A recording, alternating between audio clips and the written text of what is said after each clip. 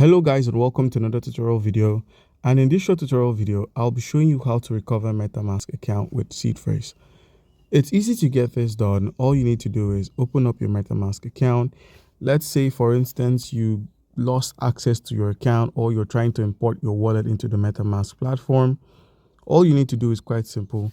Click on import using secret recovery phrase. So click on import using secret recovery phrase. You'll be prompted to either scan your secret recovery phrase via a seed phrase. Let's say you have your wallet on a laptop or a computer. You could easily scan the secret recovery phrase from there and make use of it here. Or you could manually enter the secret recovery phrase here and create a new password, confirm your password, and then proceed to import. So when you click on confirm password, you've created a password already. All you need to do now is click on import. And once you've clicked on import, all right guys, and you've successfully recovered your MetaMask account using your secret phrase.